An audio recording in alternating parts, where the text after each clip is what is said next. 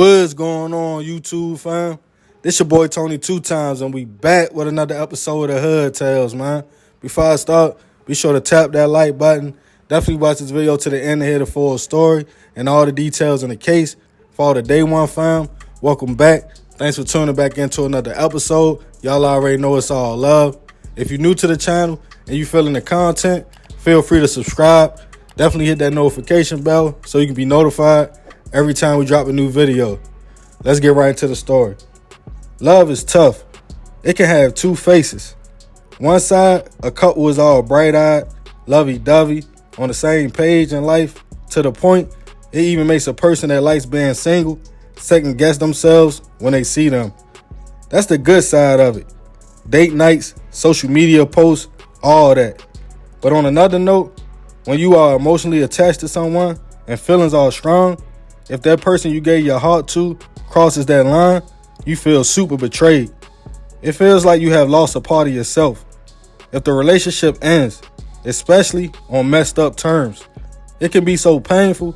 Some people go off the deep end or never shake back, carrying baggage from one relationship to another. Everyone has their reasons for wanting someone to settle down with. Some might get involved because they really are feeling an individual and can see a future with that person. Some are looking for stability because the fact of the matter is, it's hard out here trying to survive with one income unless you have a lucrative career. Some might just live in a moment and are just kicking it with a person to see what happens. But with that, you definitely have to let the other party know, because some people wear their hearts on their sleeves. And what might not seem that serious to you could mean everything to the next man or woman. Oftentimes, lines get blurred. When real life hits, only a wife or husband is responsible to be there through sickness and health, for better or for worse. But in some individuals' minds, if we are in a relationship, the same rules apply, especially if I have things to offer and share them with you. That makes for a dangerous situation when someone looks at you as more than you look at them.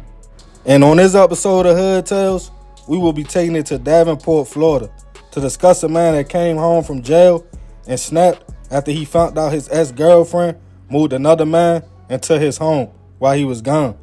According to sources, back in 2020, 35-year-old Shawna Brown was a mother out here navigating life after coming out of a traumatic situation with the father of her 8-year-old son, who she had married back in 2012.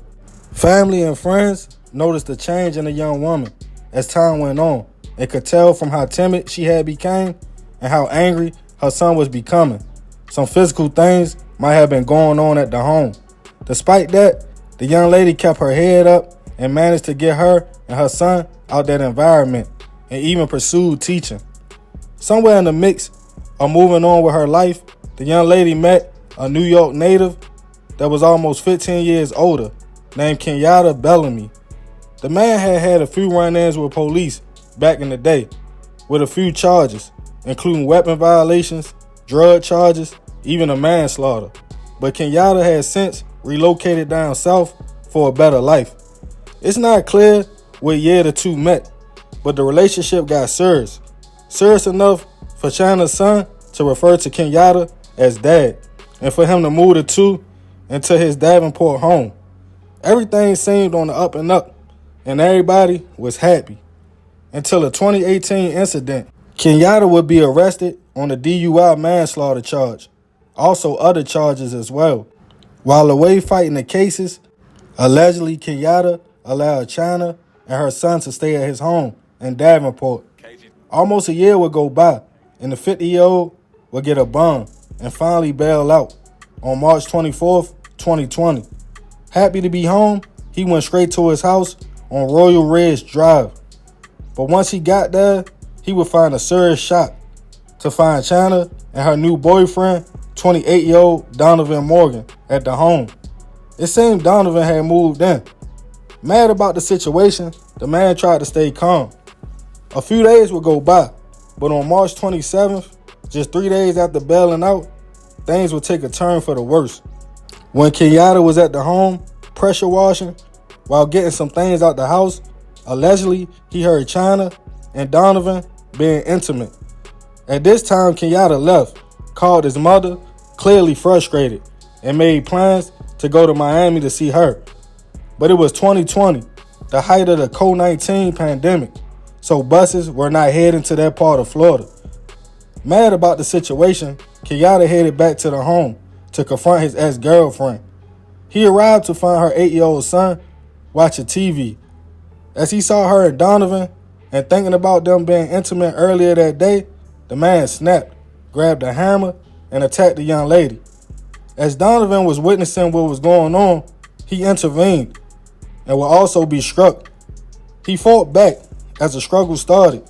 Kenyatta grabbed a blade and sliced both Shawna and Donovan, leaving the situation coming to a brutal end. He then started cleaning up and changing clothes before trying to cover up the scene. Kenyatta poured gasoline all over the room and decided to light it on fire, with Shawna and Donovan still in there. He then went to get her son out the living room, and they left the house in Shawna's car. He dropped the little boy off with family. Kenyatta then decided to go out to eat with his female cousin. While at the restaurant, he told her he was mad a man was living at his home, but he never stated what he had done. After dinner, he told her to drop him off at a store because he was too mad to go home. Later that night, Kenyatta's cousin decided to double back and go by the home to check on him. She banged on the door at the smell of smoke, but no one opened the door. She then called 911 to report the fire. At about 10 p.m. on March 27th, the Polk County Sheriff's Office received a call of a fire. When first responders arrived to the scene, they discovered a recently put out fire in the master's bedroom. Inside was a gas can, a strong odor, and 2 victims. Unfortunately, they was already gone. They were 35-year-old Shawna and 28-year-old Donovan. The fire was now reported as a murder. Knowing Kenyatta's situation with Shawna, and he had just bailed out, police located the man and took him in for investigation. They noticed a fresh burn on his leg. Knowing he was caught, Kenyatta confessed to everything, stating he allowed Shawna to stay at his home while he was locked up, even left her money to pay bills. But he didn't know another man was staying there and was totally shocked. He also claimed he tried to keep his cool, even called his mother to leave the city, but lost it after he heard the two getting intimate in the bedroom. Kenyatta was charged with 2 counts of first-degree murder, arson, and tampering with evidence. As of now, I couldn't find any more information on the case as far as the trial goes. Rest in peace to Shawna. I send my deepest prayers and condolences to the family, especially her son, who lost his mother to the hands of a man he called the father.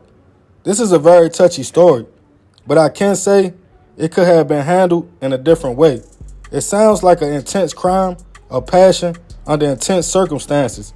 Kenyatta could have just told them both to leave his home, or it should have been some understanding and conversation about the status of their relationship. It's not okay to take a life over a broken heart. And if you help someone and allow them to live with you, you definitely got to make sure they feel the same way you do. I feel bad for Donovan as well. Bro probably didn't even know what was going on, and by the time he realized, it was too late. Moral of this story is communication. Even if you feel like a person is just a friend who is looking out for you, if they are the opposite sex, make sure you know how they feel and they know how you feel, so lines won't be crossed. And remember, we gotta succeed, not to fail, so we won't be just another hood tale. Man, crazy situation, man. Rest in peace to Shawna and Donovan. Like I said, I send my prayers and condolences to their family. It's a wild situation. Kenyatta said the house belonged to him when he talked to police. It been a lot of speculation whether the house was hers and he was just standing there and he felt betrayed because he was paying bills. But he did state that was his home. So at the end of the day, I'm not sure. Somewhere communication just got blurred. They stopped talking and he ain't know another dude was staring there. So when he came home, that was a complete shock to him. And he said when he heard them doing what they was doing, he just snapped, man. But yeah, y'all remember to keep it respectful in the comments. But definitely let me know your thoughts about this situation. I appreciate you if you made it to the end. Y'all already know it's all love, fam. This your boy Tony 2 times. This another episode of Hood Tales. I'm out.